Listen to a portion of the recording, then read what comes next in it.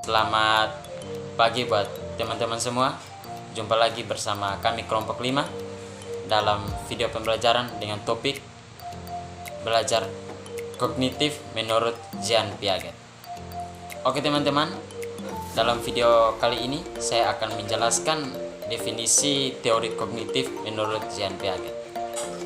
Piaget menyatakan bahwa perkembangan kognitif bukan hanya hasil kematangan organisme, bukan pula pengaruh lingkungan semata, melainkan hasil interaksi di antara keduanya. Pengertian kognitif secara umum adalah kemampuan atau potensi intelektual seseorang dalam berpikir, mengetahui, dan memecahkan masalah. Dengan demikian, kognitif berkaitan dengan persoalan yang menyangkut kemampuan untuk mengembangkan kemampuan otak atau akal rasional. Materi selanjutnya akan disampaikan oleh teman saya. Baik, saya akan melanjutkan materi mengenai teori kognitif Jean Piaget. Menurut Piaget, perkembangan kognitif mempunyai 4 aspek, yaitu yang pertama, kematangan. Kematangan sebagai hasil perkembangan susunan saraf. Yang kedua, pengalaman. Pengalaman yaitu hubungan timbal balik antara organisme dengan dunianya. Yang ketiga, interaksi sosial. Interaksi sosial yaitu pengaruh-pengaruh yang diperoleh dalam hubungannya dengan lingkungan sosial. Yang keempat, ekulibrasi.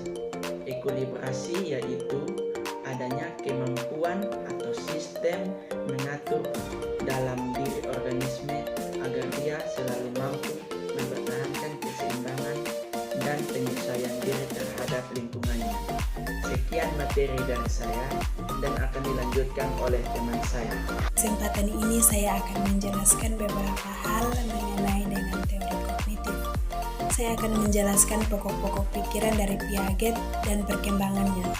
Ada 3 hal penting dalam pokok pikiran Piaget. Yang pertama adalah skema.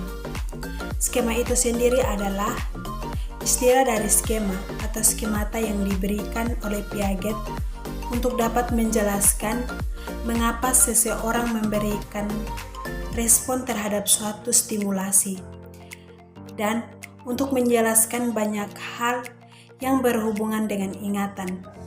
Skema adalah struktur kognitif yang digunakan oleh manusia untuk mengadaptasi diri terhadap lingkungan dan untuk menata lingkungan dan intelektual. Kemudian yang kedua adalah asimilasi. Asimilasi itu adalah suatu proses kognitif. Dengan asimilasi, seorang dapat mengintegrasikan bahan-bahan respirasi atau stimulasi ke dalam skema yang ada atau tingkah laku yang ada. Asimilasi berlangsung setiap saat. Seorang tidak hanya memproses satu stimulasi saja, melainkan memproses banyak stimulasi. Secara teoritis, asimilasi tidak dapat menghasilkan perubahan skemata. Tetapi asimilasi mempengaruhi pertumbuhan skemata. Dengan demikian, asimilasi adalah bagian dari proses kognitif. Dengan proses itu, individu secara kognitif dapat mengadaptasi diri terhadap lingkungan dan menata lingkungan itu. Kemudian yang terakhir adalah akomodasi.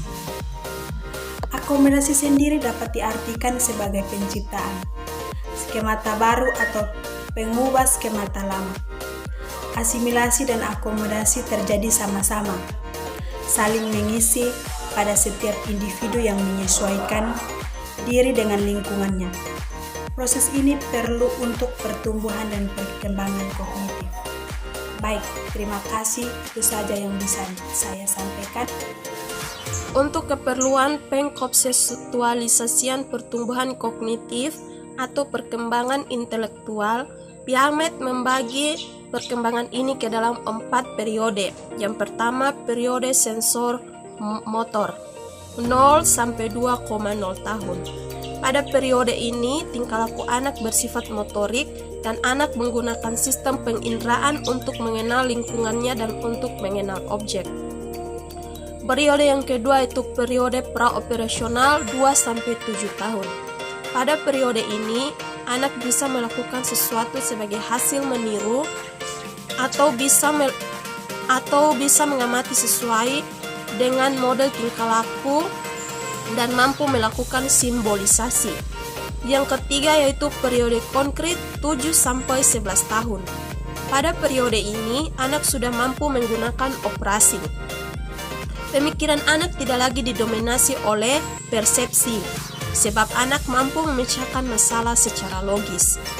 Periode yang keempat yaitu periode formal 11 sampai umur dewasa. Pada periode ini, operasi formal merupakan tingkat puncak perkembangan struktur kognitif anak, remaja, maupun berpikir logis untuk semua jenis masalah hipotesis, masalah verbal, dan ia dapat menggunakan penalaran ilmiah dan dapat menerima pandangan orang lain.